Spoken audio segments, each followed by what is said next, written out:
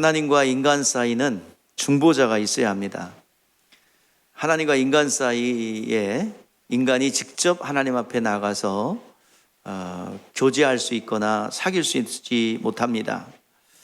하나님과 인간이 사귀기 위해서는 성경 말씀이 있어야 되고 또 거기에 따른 믿음이 있어야 합니다.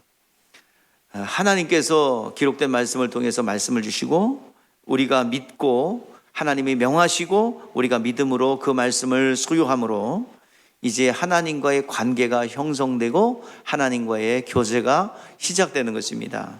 말씀과 믿음이에요. 그래서 사도행전 20장에 보면은 이제 바울이 에베소 교회에서 3년 동안 그곳을 훈련하고 양육합니다. 그래서 많은 부흥이 있었고 말씀으로 견고히 세워진 에베소 교회입니다.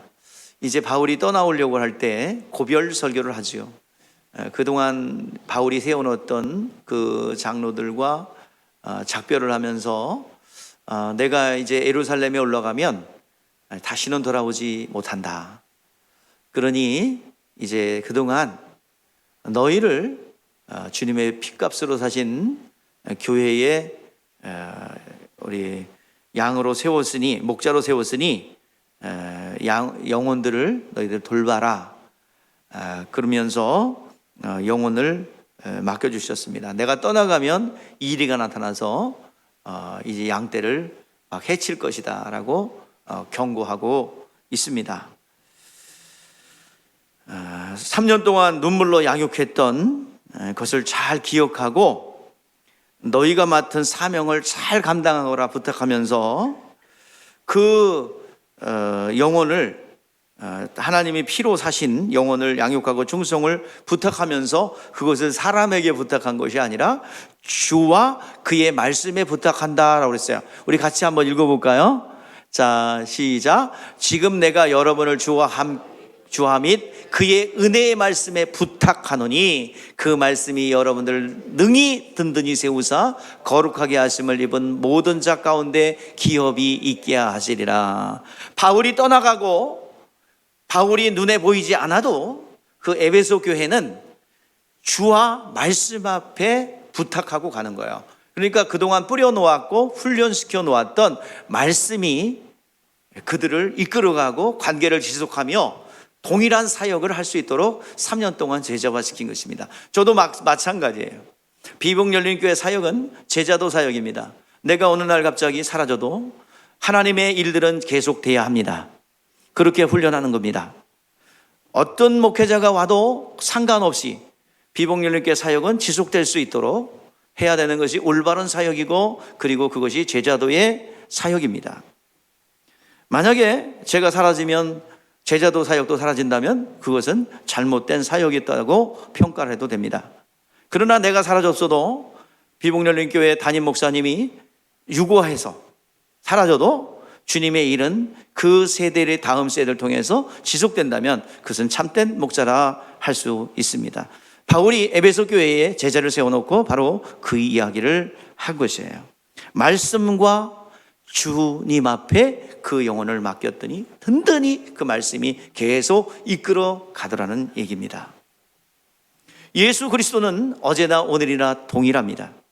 그때 예수님이나 지금 예수님이나 동일하고 또 그때 말씀하셨던 것이 오늘날에도 동일하게 약속으로 남아있다는 것입니다. 그래서 우리의 신앙은 말씀으로 단단히 세워져야 합니다. 그래서 우리가 어떤 문제가 생길 때마다 우리가 하나님과의 연결끈을 계속해서 연결해 놓아야 하는 것이 하나님의 진리의 말씀입니다. 이 말씀을 통해서 우리 하나님과 교제하고 그 믿음으로 내가 받아들일 때에 하나님과 친밀한 교제 가운데 하나님의 생명이 흘러들어올 줄 믿습니다. 여러분, 교회 다니는 거 그저 출석하는 게 다가 아니에요. 오늘 이 자리에 나와서 하늘의 음성을 들을 수 있기를 바랍니다. 이 귀한 시간을 졸음으로 잡생각으로 빼앗기지 않기를 바라며 지금보다도 더 큰 하나님의 생명과 기업의 유업이 여러분 가정 가운데 영혼 가운데 풍성이 있기를 바랍니다. 교회 다니고 안 다니는가 이게 문제가 아니란 말이에요.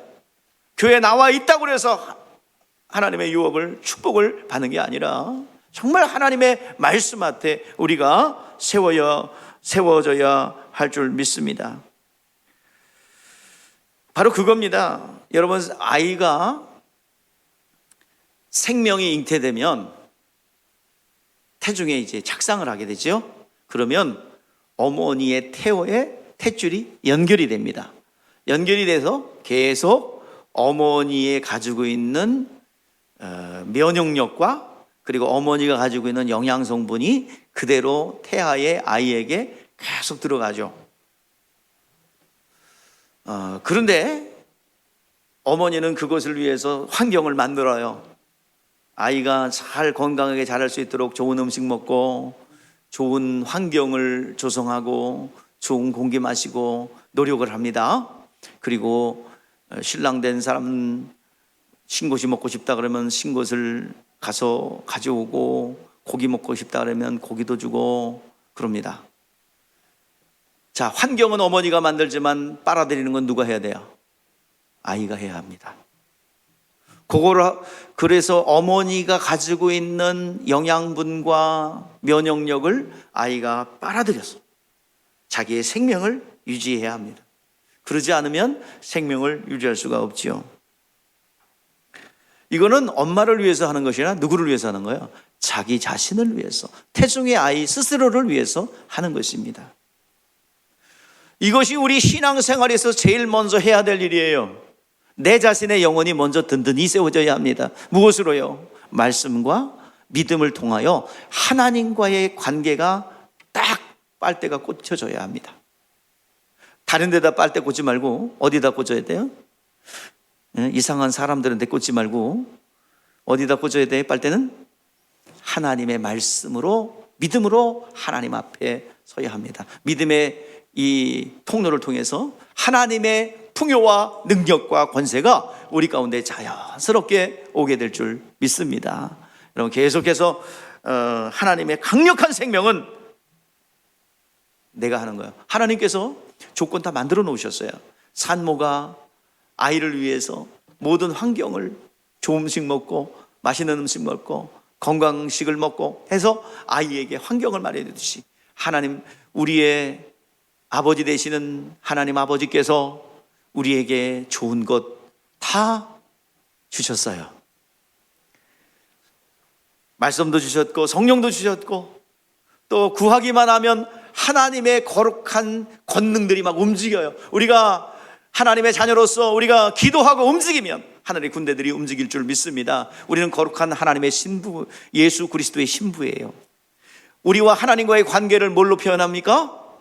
신부와 신랑의 관계예요. 예수님 다시 오실 때 우리는 어린 양 혼인잔치에 우리는 거룩한 주님의 신부로서 단장해야 되겠죠. 깨끗한 옷, 거룩한 옷, 아름다운 옷으로 왕을 맞이할 준비를 해야 될 줄 믿습니다.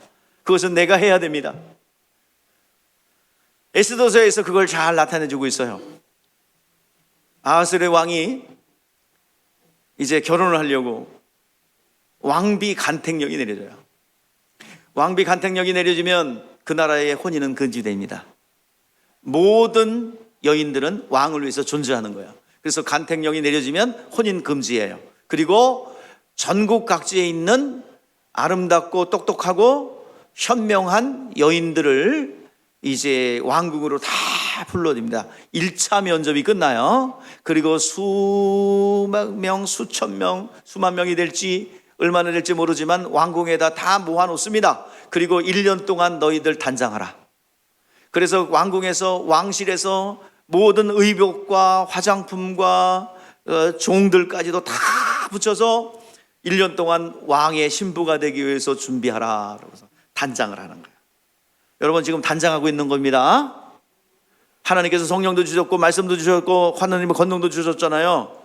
자원은 다 자령해서 너희들이 거룩한 신부로 준비하라. 어린 양 혼인잔치에 참여하여 그리스도와의 연합이 이루어질 때 너희들이 거룩한 신부로 준비하라는 거예요. 그래서 에스더서에서 보니까 아주 가장 잘 준비하고 했더니 누가? 아하스웨로 왕의 눈이 확 뒤집혔어요. 그래서 왕으로 그 수천 대 1의 경쟁을 뚫고 누가 왕비가 됩니까? 에스더가 왕비가 돼요. 바로 우리는 그렇게 왕의 신부로서 하나님이 주시는 자원을 가지고 내 영혼을 단장하기를 바랍니다. 아니, 나는 남자인데요. 예, 영적인 세계는 남자 여자 없어요. 다 신부예요. 저도 신부고 여러분도 신부고 다 거룩한 신부로 비유로 말씀한 거니까 여러분 거룩한 신부로 나 자신을 단장하고 아름답게 꾸며 하나님 앞에 거룩한 신부로 우리는 준비되어야 될 줄 믿습니다. 그건 누가 해야 된다고요? 예? 내가 해요. 하나님께서요, 우리 육체를 위해서는 음식물을 다 먹게 했어요. 근데 영혼을 위해서는 우리에게 말씀을 주셨어요. 우리의 영혼을 위해서는 예수의 보혈이 필요하고 진리가 필요합니다. 우리의 육체가 잘 되기 위해서는 보약 많이 먹는 것보다 삼시세끼 밥 잘 먹으면 돼요. 밥을 안 먹으니까 TV에서도 삼시세끼 그렇게 나와요. 하도 밥을 안 해 먹으니까 밥 좀 해 먹어라 그러고, 거기서 여기 나오는 그 연예인들이 밥 해 먹는 거 보면 밥 해 먹고 싶은 마음이 들어요? 안 들어요? 들어요. 아무튼 우리 육체를 위해서는 음식을 잘 먹고 좋은 공기에서 살아야 됩니다. 그러나 우리는 육체가 끝이 아니라 진짜 나는 영혼이에요. 영혼이 은혜 받아야 돼. 예수의 보혈로 우리의 죄를 사함받고 하나님의 자녀가 되는 권세를 누려야 될 줄 믿습니다. 그리고 살아났어요. 생명을 얻었어요. 잠자는 영혼이 살아났어요. 그 살아나면 끝이 아니라 그때부터 양육을 해야지요. 발육이 돼야지요. 그것은 진리의 말씀으로 먹어야 합니다. 진리의 말씀으로 우리의 영혼에 채워내야 합니다. 말씀을 들어야 되고 읽어야 돼요. 그리고 말씀이 내 안에 들어와야 합니다. 그래야 여러분들 아무리 많은 물질을 가지고 있어도 공허하고, 아무리 많은 환경이 좋아도 늘 공허합니다. 사람들은 무지개를 잡는 것처럼 저쪽에는 행복한 것이 있을 거라고 생각을 해요. 내가 지금 불행한 것은 물질이 없기 때문이고, 물질만 있기만 하면 나는 행복할 거라고 생각합니다. 아니요. 그래도 행복 안 해도 좋으니까 좀 있어도 좋겠어요. 그런 분도 있겠지만, 아무튼 왜 만족을 못하냐면 탐욕에 자라는 속도하고 물질에 부유함 되는 속도보다 뭐가 빨라요? 100원 들어오면 탐욕은 1000이 자라. 그래서 철저하게 말씀으로 훈련하지 않으면 절대로 딴짓하고 탐욕에 묶여버립니다. 우리는 정말 하나님의 말씀 앞에 붙잡지 않으면, 우리 아내분들 그러죠. 내 남편이 성공하기를 원합니다. 근데 전제를 하셔야 돼요. 주 안에서. 그냥 성공해버리면 여러분 거들떠도 안 봐. 그러니까 항상 뭘 붙여야 돼? 주 안에서. 모두 같이 성장해야 돼. 믿음이. 여러분 돈 많아봐요. 밖에 나가면 젊은 것들이 유혹을 합니다. 뭐 가져가려고. 자기 신랑이 박력 있고 남자답고 그래서요? 아니에요. 난 어렸을 때부터 미용실에 엄마 따라가서 다 봤어. 거기서 머리 해러 오신 언니들이 아주 되게 외모를 볼 때는 빨간 눈술 칠하고 또 이런데 막 덕지덕지 달린 누나들이 와가지고 얘기하는 거 다 들었어. 어렸을 때. 나는 못 들을 거다 생각하고 투명인간처럼 얘기한 것 같아. 근데 내가 다 듣고 있었어. 이 목회 현장에서 얘기하라고 하나님이 들려준 것 같아. 사람들이 그 여자 누나들이 그러더라고요. 지 주워서인 줄 알아? 아유. 그 다음부터 얘기 안 할게. 19금. 주 안에서 승리해야 됩니다. 하나님의 신앙의 양심이 없으면, 하나님의 불꽃 같은 눈으로 지켜주지 않으면, 여러분들 세상은 너무 아주 악합니다. 왜 이 얘기를 하는지 몰라요. 이 얘기가 꼭 필요한 분들이 있는 것 같아요.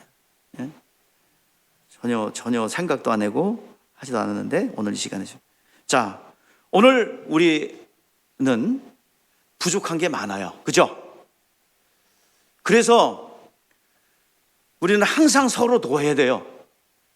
그래서 여러분 물질도 부족하고 또 자녀들 말 들어야 안 들어야.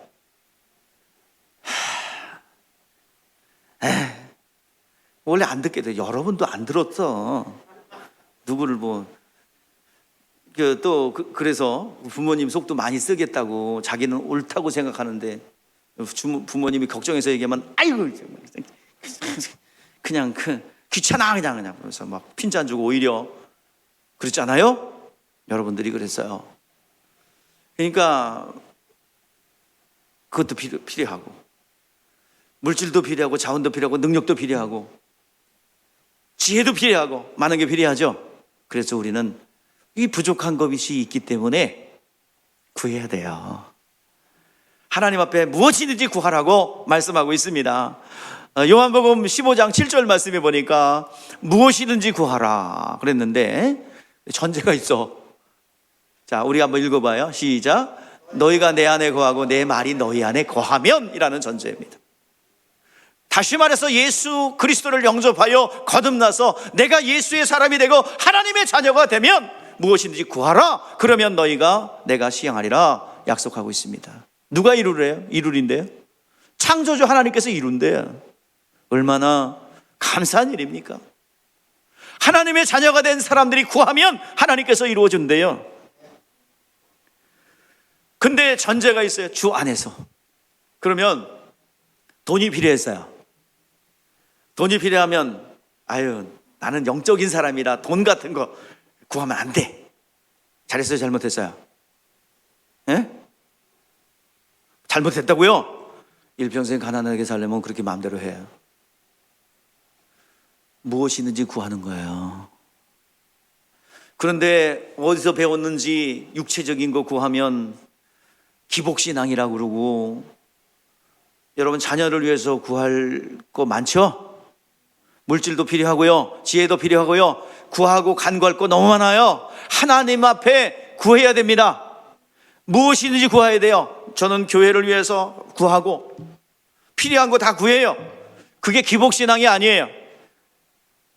우리는 무엇이든지 구할 수 있습니다. 육적인 것이든 영적인 것이든지. 후히 대어 누르고 넘치도록 주시는 하나님께서 주실 줄 믿습니다. 그 기복신앙과 믿음의 행위를 구분해야 돼요. 여러분들 믿음의 행위를 기복신앙이라고 핀잔 줘도 안 되고, 그리고 기복신앙인데 믿음의 기도라고 착각해도 안 됩니다. 정확히 알아야지요. 기복신앙이 뭐냐면 하나님의 뜻도 모르고 하나님이 누군지도 모르고 그냥 필요할 때 구하는 것을 기복신앙으로 합니다. 하나님이 누군지도 몰라요. 그냥 옛날에 정화수 떠놓고 모르지만 산신령께 비는 것처럼 그분이 정말 나의 창조주요, 그분이 나에게 이 문제를 해결해 줄 수 있는 창조주다라는 사실을 알고 구하면 이거는 기복이 아니라 믿음의 행위입니다. 여러분 질병의 문제도 구할 수 있습니다. 여러분 안 되는 거 구하는 거지, 사람의 의술로 인간의 힘으로 할 수 있는 거 구하는 게 아니에요. 그것은 병원 가야죠. 의술로 안 되는 거, 사람들이 불가능하다고 여기는 거, 이걸 여러분들 구하시기를 바랍니다. 여러분 믿음의 소망의 씨앗처럼 이 자라나면 이 소망은 믿음으로 성장하여 이 산을 들어 저리 옮기는 놀라운 역사로 성장할 줄 믿습니다. 오늘 말씀을 들으면서 여러분 어떤 문제에 제한된 여러분 한계 속에 있습니까? 그렇다면 오늘 이 시간 믿음이 생기기를 바랍니다.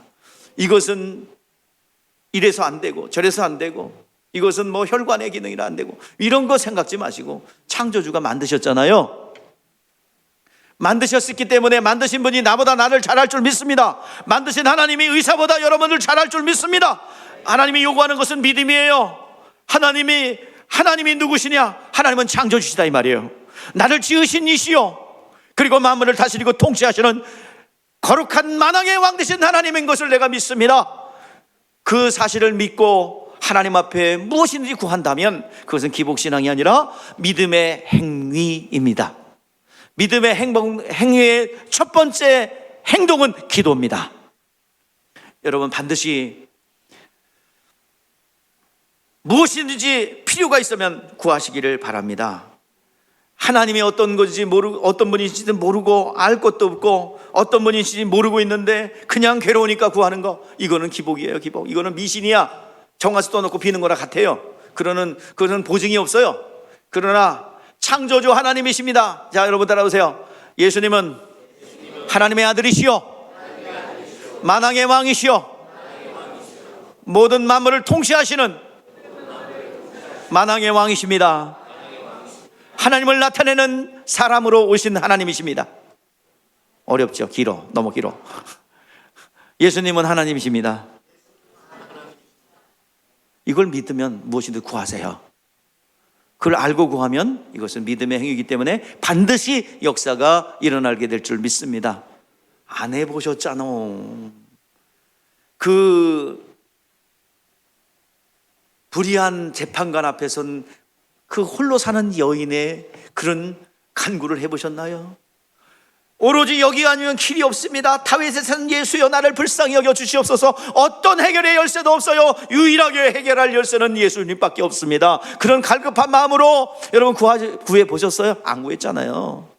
그냥 기도는 어떤 옵션 중에 하나고 절박한 심령으로 한번 해보셨냐고요? 하나님이 역사를 한번 보시라 이 말이에요. 절박한 심령으로.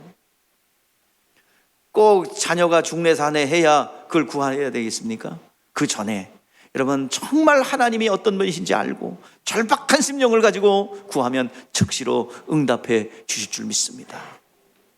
그러니까 절박의 인간의 본능 속에는 있어가지고 중들도 낭떠러지 떨어지려고 그러면 아이고 주여 그런다는 거야. 아이고 하나님 그런데요.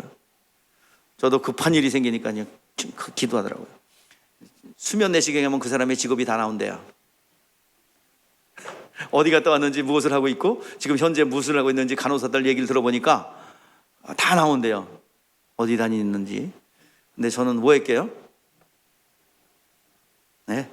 종합검진 하는데 수면 내시경 하는데 방언을 냅다 해가지고 시끄러워서 우리 목사님은 안 익었지 그러고 했는데 그게 나요. 그러더니 병원 직원이 목사님 일어나세요 그러더라고요. 방언을 냅다 한 거예요. 그냥 막 다라라라 간다네 샌다란다 뭐 기도를 하고 막 그랬나 봐요. 하여튼 뭐 나도 들으면서 뭘 하긴 한 것 같아. 근데 밖에도 다 들려갖고 이게 이제 설마 우리 목사님 안 익었지 그랬는데 야, 그 창피한 그 주인공이 나야. 저 강남에 있는 진료소 우리 총회본부 옆에 있는데 근데 거기 가서 그렇게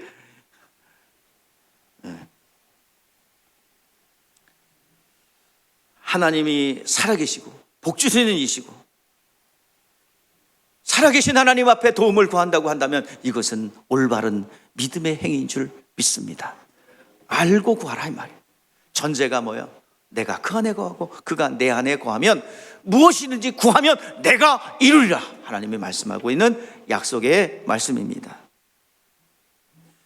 하나님이 일하실 때는요 그냥 갑자기 느닷없이 일하는 게 아니에요. 하나님께서는 미리 예언하시고 공개하시고 그 뜻을 정하시고 그 뜻대로 움직이는 거예요. 이것을 뭐라 그러면 하나님이 창세전부터 계획하시고 이루신 일들을 신적 작정이라고 합니다. 더 다른 말로 하나님의 경륜이라고 합니다. 자장고 타는 게 아니고요. 하나님의 경륜이라 하나님의 신적 작정이다. 그런데 그것은 오랜 시간 동안 이루시는 과정이에요. 예수님이 창세전에 이 땅에 내려오셔서 마귀를 진멸하고 인간을 구원할 것 창세전부터 계획된 거예요. 그리고 창조주께서 계획된 것을 그대로 하나님의 섭리 가운데 천사들도 두었고 에덴 동산에 아담도 두었어요. 이것을 하나님의 신적 작정을 위해서 거기에 동역하고 순종하고 하는 사람들을 섭리 가운데 있다라고 합니다. 우리가 하나님의 섭리 가운데 있는 존재들이에요. 그래서 하나님은 천지를 창조하시면서 자, 첫째 날 빛이 있으라, 둘째 날 궁창을 만들고, 셋째 날 바다와 육지를 만들고, 그리고 씨 맺는 채소와 열매 맺는 과실을 만들고, 넷째 날 해와 달과 별을 만들고. 빛을 만든 이유가 뭡니까? 넷째 날 해와 달과 별에게 주려고 빛을 만들었어요. 그러니까 단계, 첫째 날, 둘째 날, 셋째 날 육지를 만든 이유가 뭐예요? 씨 맺는 채소와 열매 맺는 과실을 존재하기 위해서. 넷째 날 해와 달과 별을 만들기 위해서 빛을 먼저 만드셨고, 또 다섯째 날 공중에 새가 새를 만들고 물고기를 만들기 때문에 물고기가 거기서 살아야 되잖아요. 또 어디서 살아야 돼? 물고기는 공중에 떠다녀요. 또 시베너치에서는 어디 붙어 있어야 돼? 흙에. 그래서 흙을 만들어야지. 육지를 만들어야지. 수중 식물이 아니잖아요. 자, 그 다음에 또 뭐도 만들어야 돼. 자, 새들이 어디 다녀요? 공중에 다녀요? 아무것도 없는데 꽉 차 있는데 어디 진흙 속에서 헤매고 다녀? 공중을 만들어야 될 거 아니야. 공간을 만들어야 될 거 아니야. 그리고 여섯째 달 그 안에서 누가 살아야 돼? 식물을 먹고 음식을 먹고 살아야 되니까 동물과 사람을 만들었어요. 이게 전부 다 타이트하게 이렇게 짜여져 있단 말이에요. 서로 상호 보완적으로 살도록 존재하게 만들었어요. 언제부터? 창제 전부터 신적 작정으로.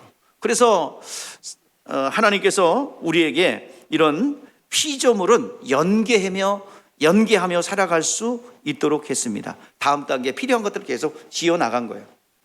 물고기는 어디서 살아야 돼요? 물고기는 어디서 살아야 돼요? 물에서. 나무는 공중에 떠다녀요? 요즘에 무슨 수경재배? 이거 해야 됩니까? 자, 나무는 흙에 붙어 있어야 되고, 새는 공중에 있어요. 다 연계하며 살아갈 수 있도록 한 거예요. 이것을 신적 작전입니다. 자, 그러면 사람은 어디서 살아야 돼요? 육지에서 살아야 되겠죠. 육체적 환경. 그러나 우리의 육체만이 전부가 아니라 진짜 나는 내 속사람이에요. 내 영혼이에요. 생각하고 느끼고 어떤 결정을 하는 지정의, 그것을 작용시키는 영, 이것이에요. 이것이 나의 참나예요. 이것은 뭐가 필요하냐? 하나님의 은혜가 필요하고 진리가 필요한 거예요. 요게 채워지지 않으면 육적인 것 아무리 채워놔도 공허하고 빈약하고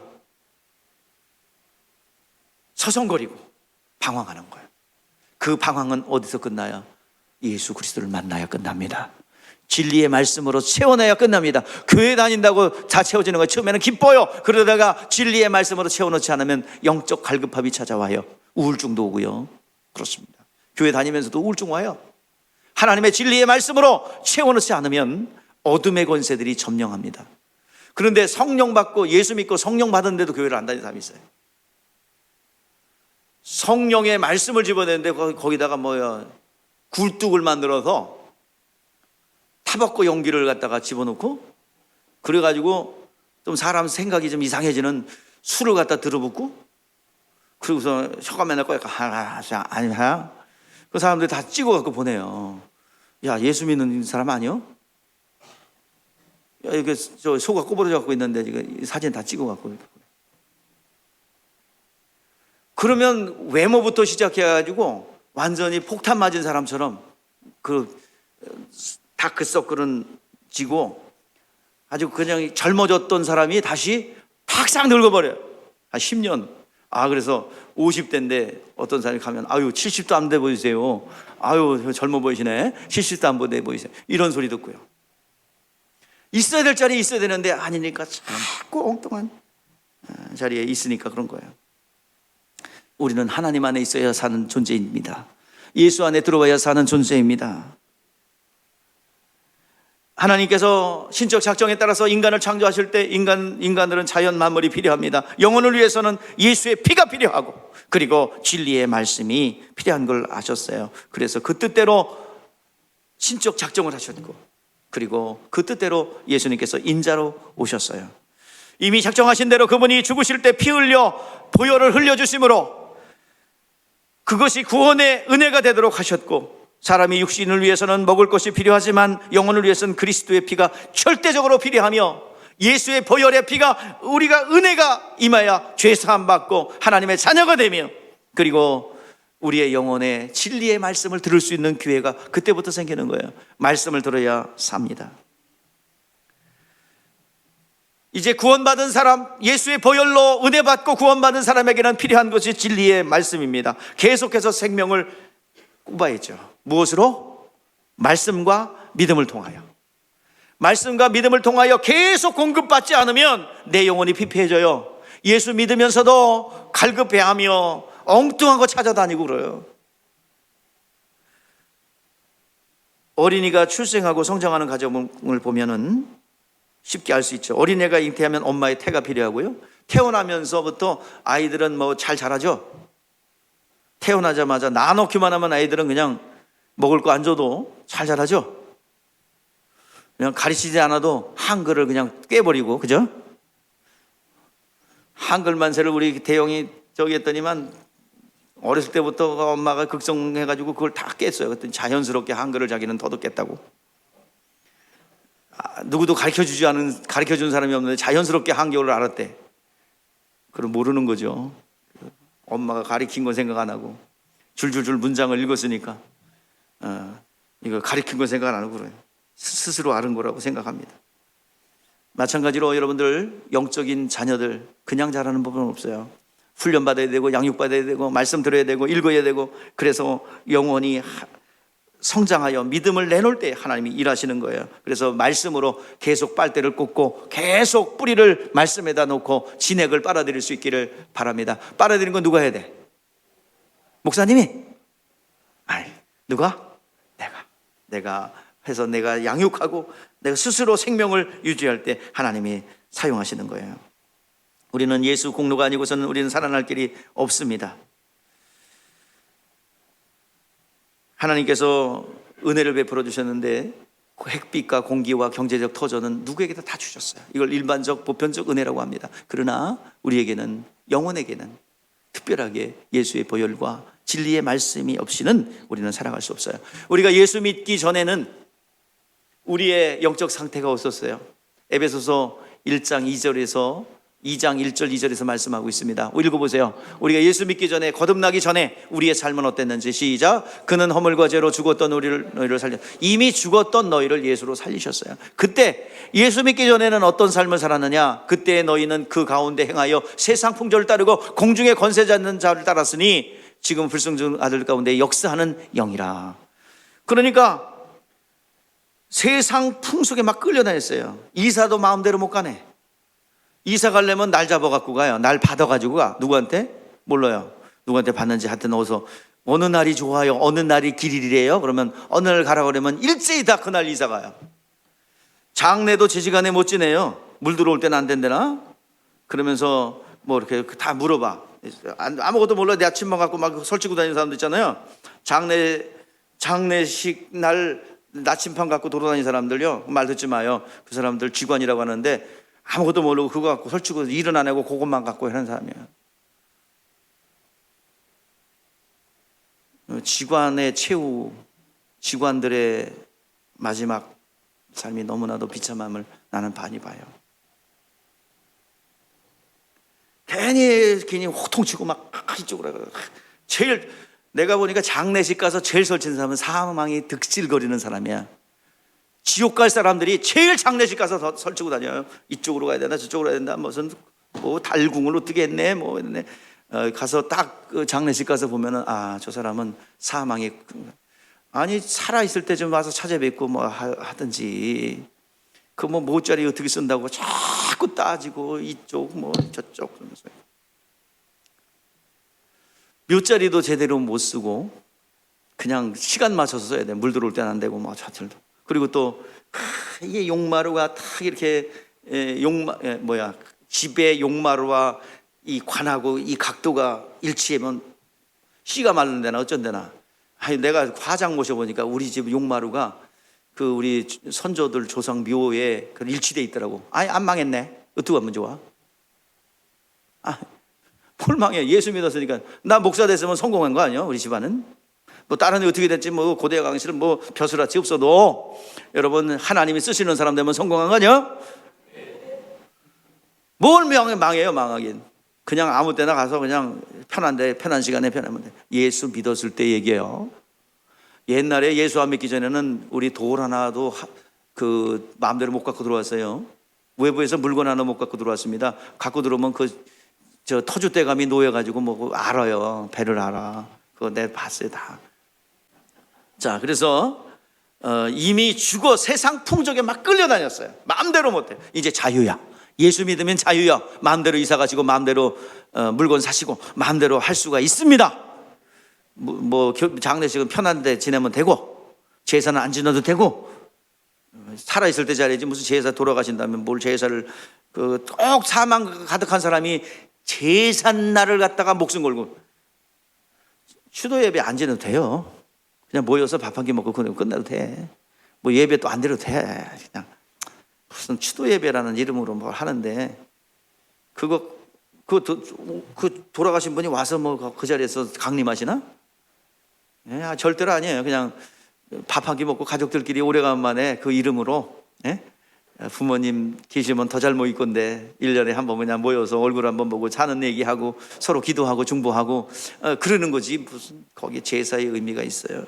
그러면 안 해도 돼. 그런 거 성경이 어디 안 나왔어요. 사실은 우리나라 토착하는 자고 추도 예배라는 이름으로 하는데 그거 안 해도 돼요. 사실은 살아있을, 성경에서는 뭐야? 살아있을 때 잘해라는 얘기야. 죽고 나서 아무리 후회해도 소용없으니까 살아있을 때 잘해. 그래서 부모님 살아계신 분 손 들어봐.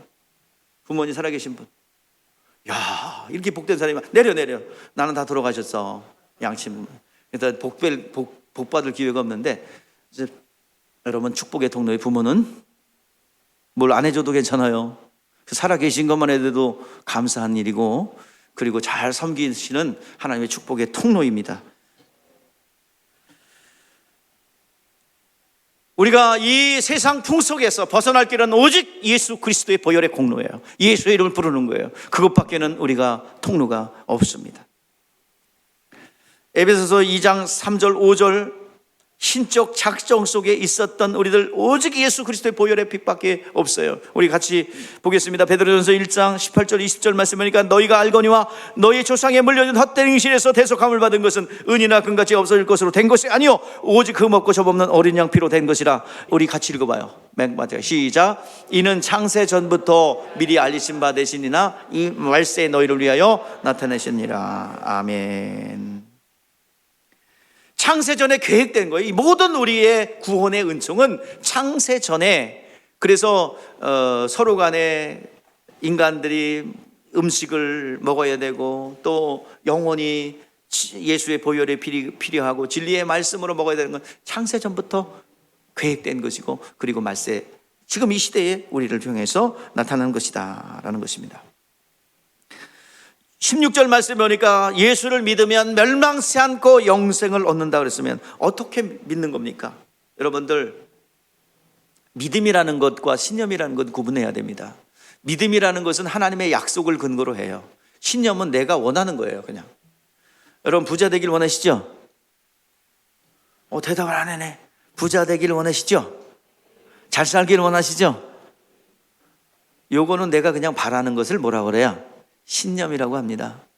이게 강하면 어느 정도까지 이룰 수 있어요. 그러나 어떤 부분까지만 이루지 못 이루는 한계에 부딪힙니다.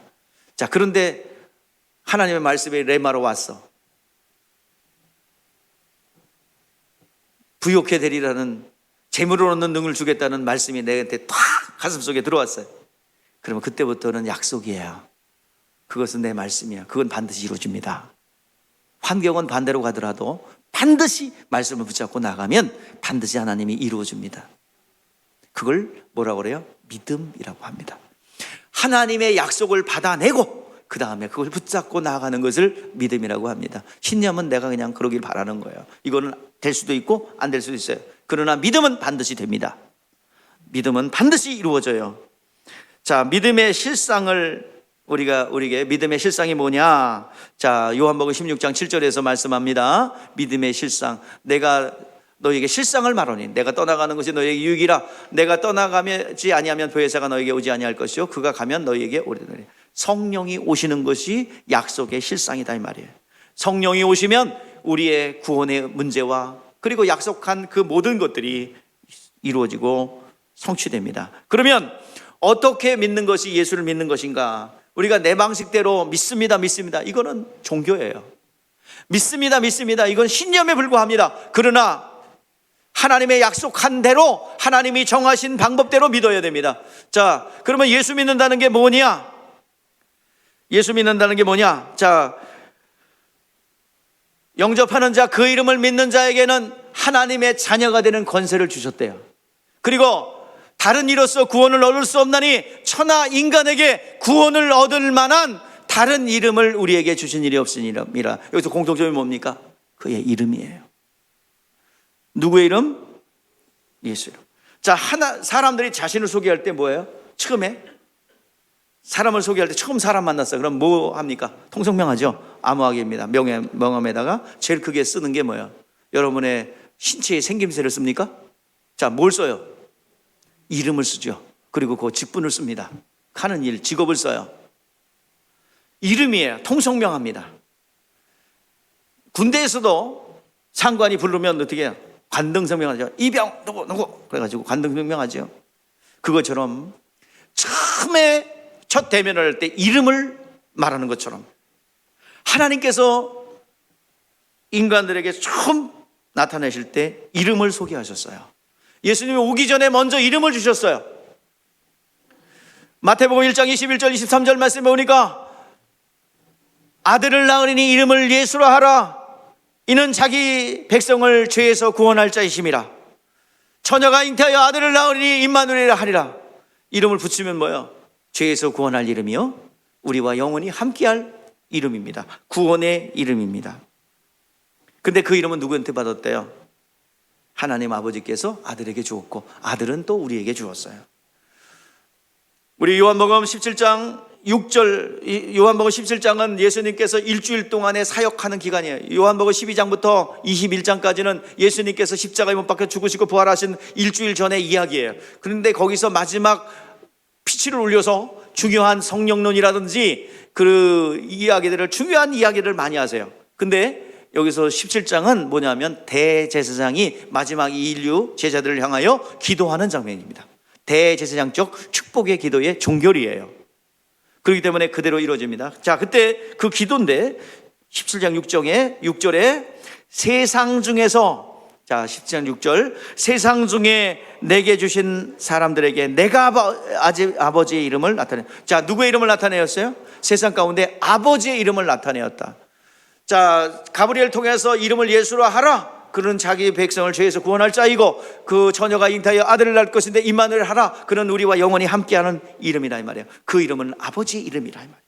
아버지의 이름을 아들에게 주었고 그 이름을 알게 함으로써 그들을 구원하고 그들을 보존하게 했다라고 말씀하고 있습니다. 17장 26절의 말씀에 보니까 그렇게 기록되어 있어요. 내가 아버지의 이름을 그들에게 알게 하였고 또 알게 하리니 이는 나를 사랑하신 사랑이 그들 안에 있고 나도 그들 안에 있게 하리 함이라. 아버지께서 아들에게 이름을 주셨어요. 그 아버지의 이름을 아들에게 주었고 그 이름을 제자들에게 알게 했고 오늘 우리에게 알게 했어요. 오늘 이 시간 예수 이름을 믿고 영접하는 것이 예수 믿는 겁니다. 이것이 하나님이 우리에게 가르쳐준 방법이요. 믿습니다. 그냥 믿는다니까 믿어요. 이 관념적으로 믿는 게 아니라 구체적으로 예수의 이름을 믿는 것입니다. 예수 이름을 받아들이는 거예요. 여러분들 예수 이름을 알고 믿으셔야 됩니다. 예수 이름은 구원의 이름입니다. 우리와 영원히 함께하는 예수 이름이 우리 가운데 들어오는 임마누엘의 이름입니다. 하나님이 사랑을 받으려면 그 독생자의 이름을 믿어야 합니다.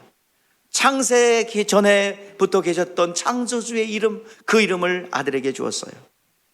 그 아들의 이름으로 와서 하나님을 나타냈고 보여주셨습니다. 그리고 세상 가운데 그 이름을 알게 했어요. 그래서 믿음은 하나님의 약속을 근거로 한 믿음과 내 자신의 소원인 신념과 구분해야 합니다. 신념은 될 수도 있고 안 될 수도 있어요. 믿음은 반드시 됩니다. 믿음을 가지시기를 주의 이름으로 축복합니다. 그 이름을 영접하는 거예요. 그 이름에는 여러분 뭐가 들었냐? 우리 이스라엘 백성들이 이스라엘 백성들이 정말 하나님을 떠나고 우상을 숭배했는데, 자, 우리는 뭘 믿어야 돼요? 자, 하나님을 믿을 때 누굴 믿어요? 예수를 믿는 건데, 예수 믿는 것은 뭘 믿는다고요? 그 이름을 믿고 받아들이는 거예요. 그 이름 안에 뭐가 들었어요? 예수께서 채찍에 맞으신 공로, 그리고 우리의 죄를 지옥 갈 죄를 짊어지시고 죽으신 공로, 그리고 심지어는 그는 창조주이면서 가난케 사심으로 우리를 부요케 하셨어요. 주의 이름을 부르는 자 구원을 얻으리라 말씀하셨습니다. 예수여 나를 도우소서, 믿음을 가지고 외치면, 그 이름을 알고 외치면 하나님의 군대들이 움직입니다. 이미 하나님이 말씀도 주셨고 이름도 주셨고, 그리고 우리가 구하고 찾고 두드리면 움직일 수 있는 천군 천사도 이미 하늘에 준비되어 있습니다. 하나님께서 우리가 구하는 대로 믿음으로 구하면, 하나님의 이름을 알고 구하면 하나님께서 역사하실 줄 믿습니다. 그 이름은 아버지의 이름이요 아들의 이름이요 성령의 이름입니다. 자, 그 마태복음 28장 19절 이하의 말씀을 보니까 아버지와 아들과 성령의 이름으로 세례를 주고 오라고 그랬어요. 그런데 사도행전 곳곳에 보니까 세례를 줄 때 다 누구의 이름으로 줘요? 베드로가 이르되 너희가 회개하여 각각 예수 이름으로 세례를 받고 제사함을 받으라. 이는 아직 한 사람에게 성령을 내리신 일이 없고 오직 예수의 이름으로 세례만 받았을 뿐이더라. 오늘 세례 줄 때 누구 이름으로 줬어요? 예수 이름으로. 또 요한복음 14장 26절에서 말씀하고 있습니다. 예수의 이름은 아버지의 이름이고 아들에게 주었고 성령도 그 이름으로 우리 가운데 들어오신대요. 보혜사 곧 아버지께서 내 이름으로 보내실 성령, 그가 내게 너희에게 모든 것을 가르쳐 내가 너희에게 행한 말한 모든 것을 가르쳐 지키게 하라. 예수 이름은 온 세상에 믿음으로 주셨어요. 그 이름을 믿고 영접하면 예수 안에 있는 채찍에 마신 공로 때문에 질병의 권세가 떠나가야 됩니다. 이게 영적 법칙이에요. 법은 주장하는 자의 것입니다. 또 예수님께서 우리를 부욕케 한 권리를 주셨어요. 그러므로 가난은 몰아내야 합니다. 영적으로 묶여있기 때문에 가난한 거예요. 다시 한번 여러분들 부욕케 되기를 주의 이름으로 축복합니다. 여기서 부요는 물질을 얘기하는 겁니다. 뭐 다른 거 해석할 거 없어요. 물질 얘기하는 겁니다. 그리고 모든 사망과 불법들은 다 불법이에요. 예수 이름 안에는 모든 저주까지도 다 주님께서 담당하셨어요. 그러므로 우리 가운데 들이져 있는 모든 사망과 불법들은 예수의 이름으로 몰아내시길 바랍니다. 내가 붙잡고 있기 때문이야. 내가 마음의 상처와 미움과 그리고 용서치 못함 때문에 붙잡고 있는 거예요. 그냥 질병 모시고 있는 거예요. 다 털어버리시기를 주님은 축복합니다. 이미 다 해결됐어요. 여러분, 믿음과 성령 충만, 오늘 시간 믿음과 성령 충만은 감정의 격양이 아닙니다. 다만 예수 이름의 약속으로 말미암는 거기 때문에 우리는 계시의 신앙이에요. 하나님의 약속으로 말미암는 것입니다. 우리는 독생자의 이름을 믿지 않는 거예요. 믿지 않으면 어떻게 된대요? 자, 17절 18절 말씀 보세요. 오늘 본문입니다. 자, 하나님이 그 아들을 세상에 보내신 것은 세상을 심판하려 하려 하며 아니요 그로 말미암아 세상을 구원받게 하려 하심이라. 자, 18절 그를 믿는 자는 심판을 받지 아니할 것이요 믿지 않는 자는 하나님의 독생자의 이름을 뭘요? 독생자의 이름을 믿지 아니함으로 벌써 심판을 받은 것이라. 이 땅에서 독생자의 이름을 영접했느냐 아니냐에 따라서 심판이 이 땅에서 결정된다는 거예요. 이미 믿지 않으면 뭐요? 그 이름을 믿지 않으면 뭐라고요? 심판을 받은 것이라. 이미 죽은 거란 말이에요. 그리고 형벌 집행이 남아있어요. 형벌 집행이 되기 전에 빨리 전도해서 그 사람을 구원받게 해야 되는 것이 우리 교회의 사명입니다. 이미 다 이뤄 놓으셨어요. 주님께서 다 이루어 놓으셨고 주님께서 다 해결해 놓으셨습니다. 우리 인간들은 어떤 존재들입니까? 이미 허물가지로 죽었어요. 살려내야 됩니다. 거듭나야 합니다. 거듭나기 위해서는 예수의 보혈이 필요하고, 거듭나고 구원받은 여러분들은 누가 필요해요? 예수의 진리의 말씀이 필요합니다. 이것은 영적 법칙으로서 창세전부터 하나님이 계획한 것이고 신적 작정으로 이루어지고 있는 과정입니다. 오늘 여러분들, 예수님은 세상에 빛으로 왔어요. 요한복음 1장 4절에서 세상에 빛으로 왔으면 깨닫지 못했다고 말씀하고 있습니다. 예수님께서 자신을 빛이라고 말씀하셨어요. 요한복음 8장 12절 말씀에 보니까 예수께서 또 말씀하여 이르시되 나는 세상의 빛이니 나를 따르는 자는 어둠에 다니지 아니하고 생명의 빛을 얻으리라. 말씀 가운데 비추면 여러분 남들이 못 보는 게 보입니다. 남들이 안 보이는 게 보인다니까. 남들이 못 보는 걸 본다니까요. 하나님이 길을 여니까 하갈이요 아들과 쫓겨났어요. 물이 없다고 막 외쳤어요. 근데 그 옆에 우물이 있었거든. 그걸 못 봐. 그래가지고 하나님께서 하갈의 눈을 여니까 하나님께서 눈을 여사 우물을 보게 하셔서 거기서 물 떠서 주는 거예요. 오늘 돈이 부족하다고 생각하며 물질이 부족하다고 생각하며 어떤 관계가 너무나 빈약하다고 생각하고 내가 자원이 없다고 생각하고 사람이 없다고 생각하지만 무엇보다도 중요한 것은 하나님이 없어요. 믿음이 없어요. 오늘 여러분들 하나님 후히 주시곤 꾸짖지 아니하시고 대어 넘치도록 충만하게 주시는 하나님 앞에 구할 수 있기를 바랍니다. 그분이 어떤 분이신 줄 알고 구하면 돼요. 이것은 그냥 어떤 분인지 모르고 그냥 어려우니까 그냥 그 산신령에 빌듯이 막연한 신에게 빌듯이 그냥 그저 구하니까 이걸 기복신앙이라고 우상숭배라고 그러죠.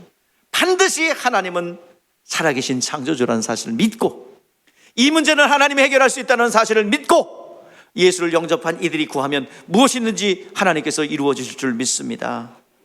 오늘 이 시간 빛으로 여러분 나오시는 여러분 되시기를 주의 이름으로 축복합니다. 기도하겠습니다.